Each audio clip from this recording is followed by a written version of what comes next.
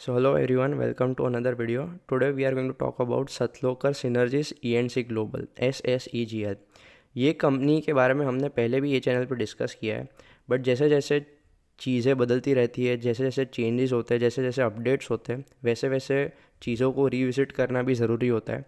And इस company में काफ़ी पॉजिटिव चेंजेस हुए जिसकी वजह से आज ये वीडियो बन रहा है। एंड जो छोटे मोटे अपडेट्स होते हैं स्टॉक्स के बारे में, मार्केट्स के बारे में, या थोड़ी इधर उधर की बातें मैं अपने ट्विटर पे करता रहता हूँ। एंड कुछ चीज़ें ऐसी होती है जिसके में हम एकदम एकदम तुरंत ही वीडियो नहीं बना सकते, तो वो चीज़ें भी मैं ट्विटर पे तुरंत शेयर कर देता हूँ। तो if you are not following please follow my Twitter, उसका मैंने यूज़र नेम इधर रख दिया है। So SSEGL basically is an EPC company. ये EPC का ही काम करती है, लेकिन इसका जो कारोबार है वो थोड़ा डाइवर्सिफाइड है। अभी कंपनी इज ट्रेडिंग एट 29 के PE पे, ROE इज़ 40, ROC इज़ 53.4। तो हम पहले इसका थोड़ा जो लोग वीडियो में नए हैं, जिन लोगों ने पहले का वीडियो नहीं देखा, तो PPT देखते हैं कि what is the company about. So an EPC company is basically EPC is a full form for engineering, procurement and construction.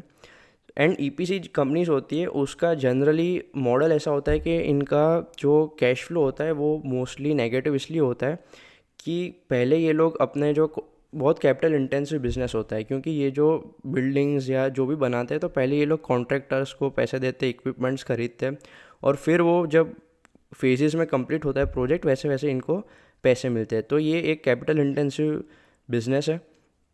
और ये जो EPC का काम करता है, ये करता है industrial warehouses, institutional, commercial, hospital, hotel, solar, तो काफ़ी सारे लोगों के लिए काम करता है। And it is an SME company, लेकिन ये कुछ बड़े क्लाइंट्स के लिए भी काम करता है, जिनका लिस्ट इन्होंने दिया है, जिसमें सिट्रॉन है, गोदरेज इंडस्ट्रीज़ है, Reliance multi modal logistics park है। तो these are some we know, और उसके अलावा भी मुझे विक्रम सोलर पता है इसमें से, एंड और कंपनीज है।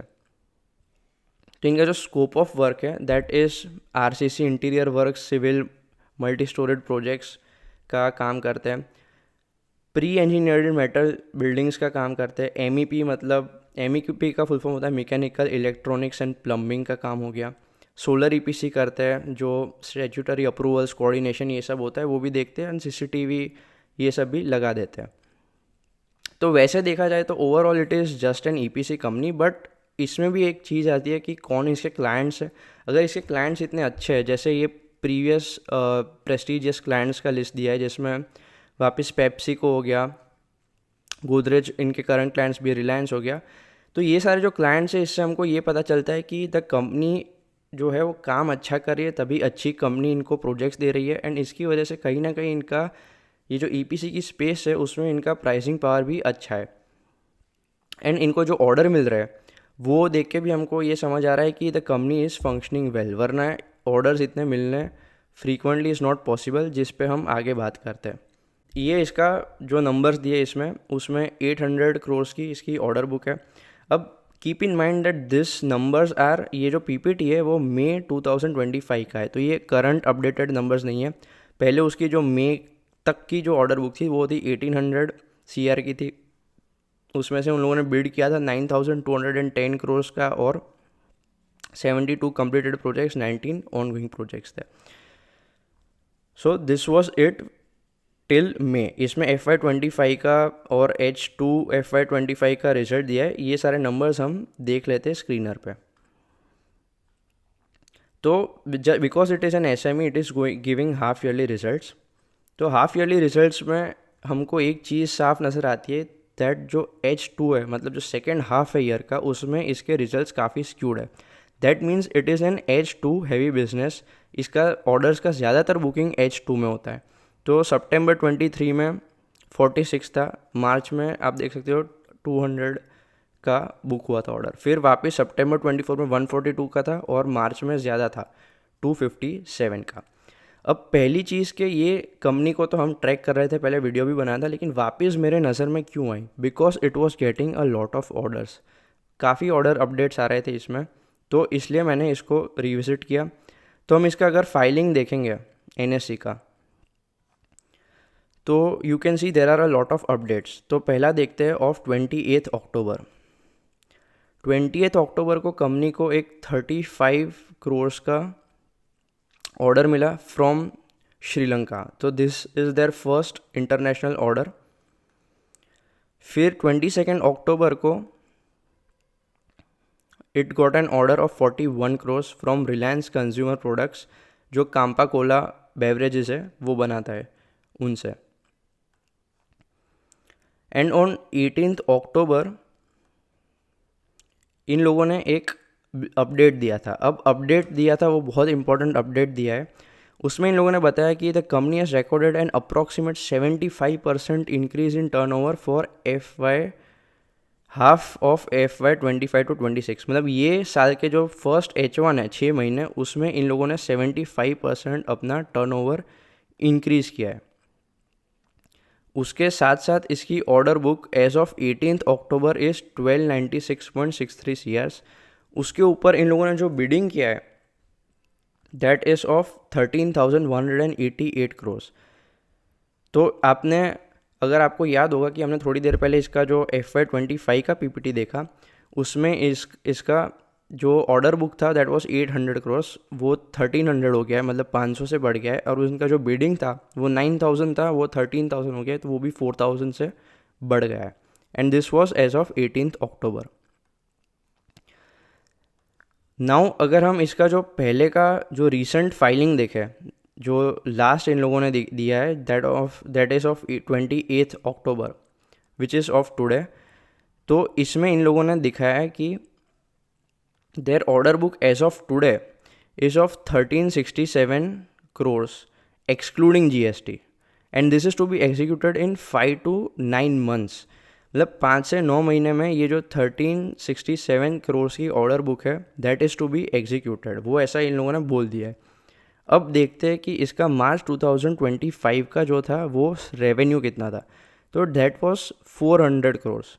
ठीक है, तो if we compare it with the March 25 का जो रेवेन्यू था FY 25 का, तो that would be 1367 divide by 400 करेंगे तो 3.42 टाइम्स इसका जो रेवेन्यू है वो रियलाइज़ करने वाला है मार्च 2025 का 3.42 times in the next 5 to 9 months। अब 5 to 9 months में करने वाले हैं, तो हम जो ऑर्डर बुक है उसका एक रफ एस्टिमेट लेते हैं कि मार्च 2026, मतलब अब से 5 महीने बाद। ठीक है, 5 महीने बाद ये 55% ऑर्डर बुक एग्जीक्यूट होती है।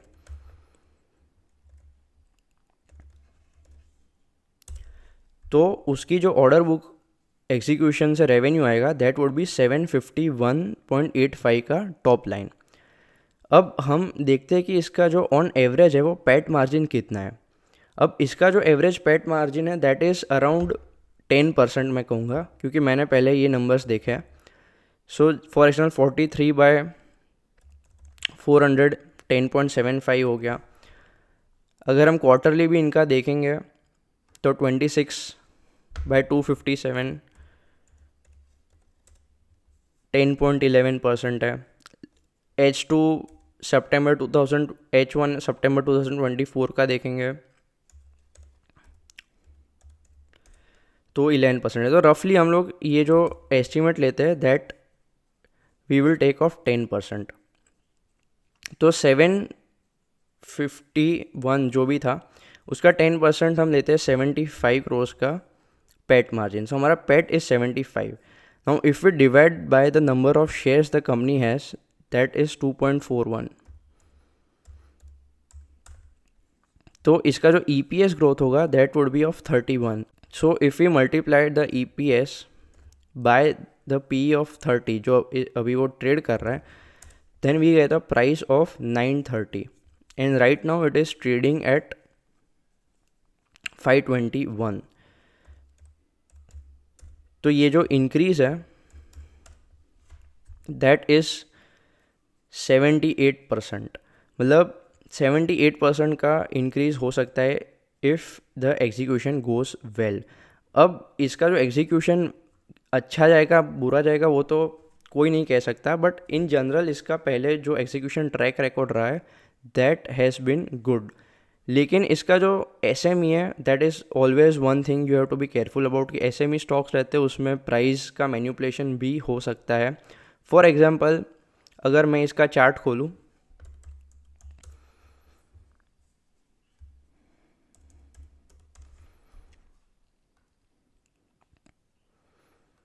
तो मैंने अगर इसका चार्ट खोला तो इधर छोटा मोटा इसने ब्रेकआउट भी दिया है अभी, लेकिन जब इसका रिज़ल्ट आया था फॉर FY25 तब रिज़ल्ट अच्छा आने के बाद भी आप देख सकते हो कि इसकी प्राइस मूवमेंट कैसे हुई थी। रिज़ल्ट आया, रिज़ल्ट के दिन बढ़ा था, अगले दिन ही स्टॉक को मारा था, बढ़ा और फिर उसको वापस मार दिया अबाउट 22%। तो ये एक चीज़ you have to be always careful in SMEs। लेकिन all in all if I have to say a few words about the company is good and the company is doing good, and if the company does good in the long run तो it makes money. So 29.4 PE पे एक company मिल रही है हमको and the growth seems to be good. This is not a buy or sell recommendation. Do your own research and see you in the next video.